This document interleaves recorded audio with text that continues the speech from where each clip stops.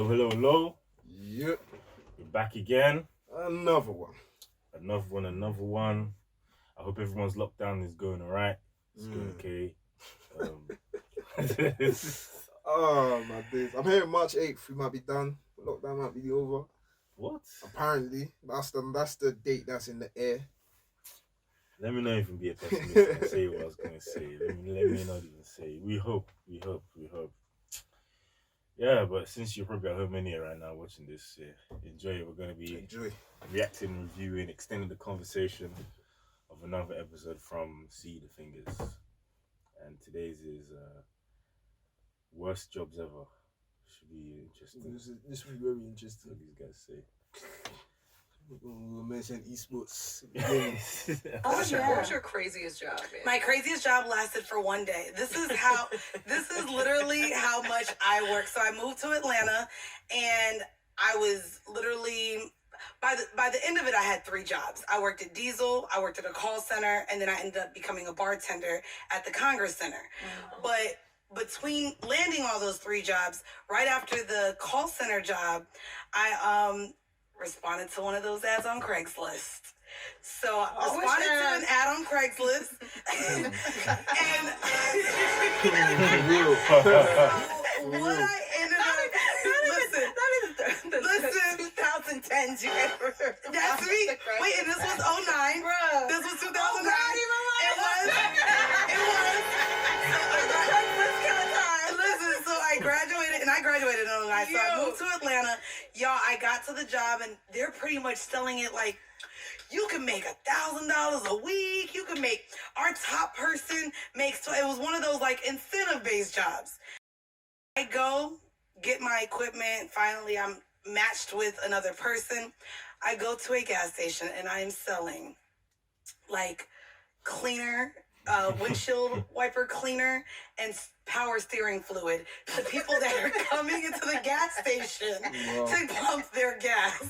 Like they're buying their own. No, seriously. But this was like some sort of like type, and literally I sold 2 that whole day, but I was like on clock for at least 6 hours.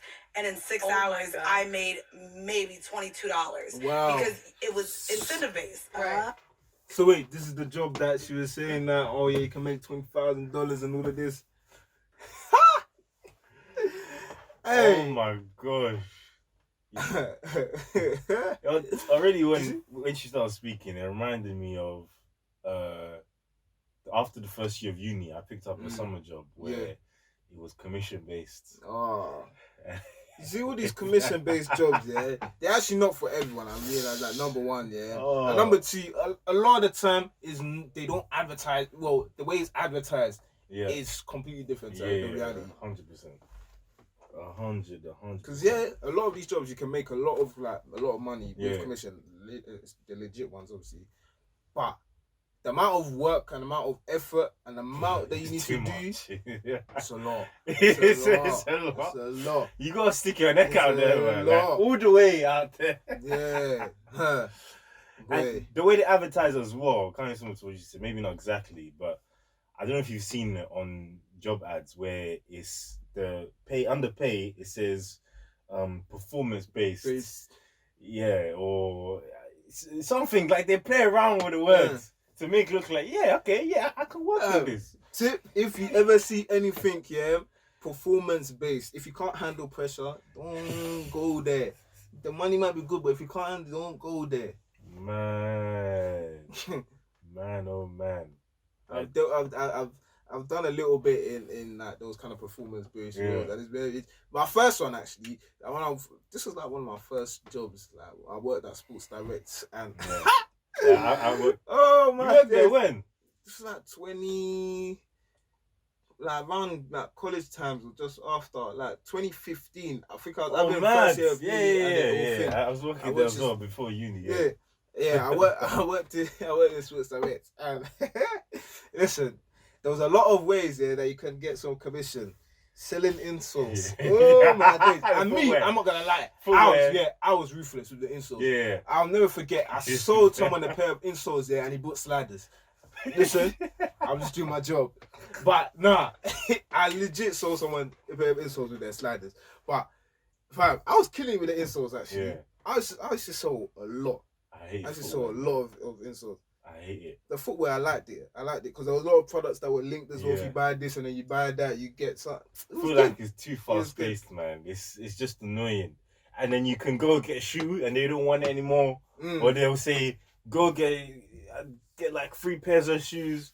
Nah, man, stock room. I stay away from that. Stock room. No, but I liked it. Stay away from that. Stay away. That's from why I just go and chill. Someone come and ask me to go and check the shoe. I go and chill there. Like this. Come back out. Oh my days! I just remember something. We might even need to do an episode on like just experiences and stuff like that. But anyway, I'll never forget. There was one day, yeah, these customers, my sports director was like in central London, and so there was a lot of tourists. Even more customers. Yeah. There was a lot of tourists that used to come through. And I'll never forget. There was one day, yeah, this lady came through, and she said, "Oh, she doesn't know what size it was." I was like, "Oh, we don't. You can measure your size and see, measure your foot and see what size you're." She's like, "No, she just go and check the thing and check the shoes by herself and see." I went to go and serve another customer. I come back, I see the whole place messed up. She tried on literally like every size from like size, I don't know, from like size 3 to size 12. I'm not joking. I don't understand. Why are you trying on something? I was so confused. Like, what is going on? Oh my God. God. Like the whole show. So you know how sports directors, how they stack the shoes up as well. Mm-hmm. Everything was just out. I was just thinking, wait. I have to go call the manager to say, what's that? This one? You can't even shout at them. Days. You can't. You can't burn them. You can't grill them. How can you try on every size? Like, what are you trying? You surely know your range. You know the range. Or if you're trying on one and you see one is too tight, you don't just try like. So what did you end up doing? What did I do? I called the manager. The manager came to sort the situation because I was just like, this you have to put everything back on the shelves. I had to put everything back. Because I had to put everything back. The whole store messed up. I was like, boy. No, that's the worst. I like working that kind of retail setup. I prefer it where there aren't that many customers coming in. But then at the same time, I prefer customers because it was busy.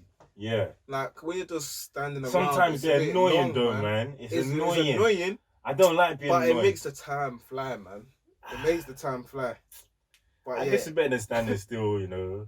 Standing still and stuff. I believe everyone should work in retail at one point in their life. Just for experience, just to be able to interact with people. I feel like this should be essential. Yeah, no. And even reminds me, the first job I had in Black's Camping Outdoor. This was the summer after we finished school GCSEs. Yeah. That job was so lit, man. So Black's when they used to sell a North Face. Yeah. So the first store was in St. Paul's. Yeah. And we had so much stuff in the store because the company really wanted it to be like the hub in central London, whatever. We had so much stuff in the store, that we had 2 people in the stock room. I was in the stock room to help, like, find the shoe. Someone puts the radio, find the shoe, and then you give it to them at the door. Yeah. But I was still young then at 16. I remember there's times I actually go to sleep. I just catch it. I'll just be catching. I was sleep. Hey. I'm not joking. And my first job, so I was getting used to like being tired, waking up in the morning. I would sleep in the stock room. Wait, but the guy wouldn't stake me. But next year, I was actually sleeping. Fam, it's mad. No, we need to do an episode of just experiences and stuff like that. Definitely. There's a lot of funny stories that come into mind now as well. My day. Especially Sports Direct. Oh, if I start now, I swear, man. Let me already just say, I got put disciplinary for not wiping the floor properly. Serious? Yeah. This is me. They cut my pay, bro. Serious? Yeah, for 3 weeks. Wow. I was not allowed to come back for 3 weeks. Anyway, let's another. There was no hourly. It's just a sales job. Never, bitch. I said I won't be coming back tomorrow. Honestly, that was the worst job. When you said Craigslist, I thought you were gonna tell me you were selling knives. Remember that? Wait. There was a what's the name? What's the name of it? This is the first shit. Cause look, the cameraman knows something. But there was a company that would like recruit people or hire people to sell knives. Nah. Yeah. Wait, what was 2009? It was wait. Can y'all beat power steering fluid at a gas station? What was y'all's worst job? It was that. Oh, I was a pest control dispatcher, but I'm gonna get to this. That was the best. It was the most exciting, ridiculous job I ever had. It was interesting because the majority of like the orders that we would get would be corporate orders. So it would be like office buildings and like different corporate buildings that would need like multiple floors serviced for roaches or termites. The wildest stuff though were always like the house calls in like New Jersey and Long Island, because they would always have the most random animals. And there were people that were really just, you know, a part of the PETA like the crazy PETA activist group that had they call them have a heart traps, where you can set them up around your property and they don't kill the animal, they just trap they just trap them inside, and then you have a professional come and like take them and set them free, right? So there was one guy that worked at this pest control company, and I remember he received a distress call about a badger. And I've never seen a badger. What is a badger? It's like a beaver? I still don't really know what a badger Look is. at us. What is a badger? Beaver-esque. God, I miss our screen people. You're right, Alex. We actually miss you now. Alex, And we miss Steph. it's Sunday right now. I'm telling you what a badger. Steph and Savon Savon are not here. A You guys are short-legged missed. omnivore. What the fuck is an omnivore? They eat. I forgot what that eat is. everything. It's both in it, It's in kind the of same random. Plants and animals. I only know of carnivore and what's the other one? Oh, So listen, it's in the same family. It's in the same family as a weasel, a ferret, an otter, polecat. Same family. So yeah, all I know is a lot of sports teams have them as mascots for some reason. Other than that, I don't fucking know what that animal is. Shout out to my high school. They have like Shout out to Badgers. Our they have mascot was like a Trojan. face that looks like a skunk, and then their body looks like I don't That's even a know. skunk. Like a mole. Okay. But like a mole, I It's guess. a skull. Either way, I just remember it being, and he was like the only one that had any experience with badgers. And so people were like, the lady was freaking out because she's like, no, it can only be, you know, whatever the guy's name was, Russ or whatever his name. It can only be Russ. He's the only one that knows what to do with the badgers. And I just thought to myself, Russ makes probably 6 figures just going after badgers. You think that they make that much? Yeah. He was getting calls every week. He was the only badger expert, and I was like, "Yo, this is crazy to be a and it's. I mean, this is a really established company, so they're making hundreds of dollars to be you got to be. You can't just hire them for a one-off. You got to call Terminix if you got a one-off. You know what I'm saying? But if you wanted to be serviced frequently, you got to, you know, that's what they were for. So For the badgers, they had like kids. weekly, they had like weekly, monthly service. It was crazy, man. Well, shout out to the retail workers. Yeah. Shout out to the call center workers. Yeah. Because I don't even know how y'all listen to us. Because when I was at the call center, baby. Yeah. And also, I guess shout out to those of you who... Call centers. Have you ever done call center? I did something similar. 2018, I thought, let me try a different role, customer service based, but obviously not retail. Yeah. I worked, you know, Fidelity. Yeah. So I was working in like the pension settlement trade team, and they advertised it as, okay, you're going to be talking to IFAs, you're going to be talking to clients about their pensions and whatnot, give information. I get there now, train day. So you're going to be talking to clients every day. Bro. And I always told myself, I would never do a cold calling job. Yeah. Never. But this one was the opposite. You're receiving calls. Wow. You're receiving them and you can't stop them coming. So wait. You see there's a screen there, yeah? There's a screen in the office and it shows the queues of calls. And your manager is sitting at the end of the row. You can't chill. You have to always be open to receive. Just let them come in. Cool up the call, bro. It's not easy, man. I can't work in that environment. That is too high. They will monitor. They will monitor your monitor lunch, your inactivity on the screen, your set break time. When you go on break, you click. You go on break. That's what I can't do. Bro. I can't do anything that's. I wasn't there for long. When there's too much, there's too much monitor. Nah, I can't do it. So the boss is just sitting there like this, just watching. No, you get the voice say, Ellie, you need to go unavailable now. You haven't been unavailable now. I can see for 5 minutes. You have to go unavailable. Bang, another call comes in. Wow. Bruh. And if they call you near the time you have to go home, you have to answer it.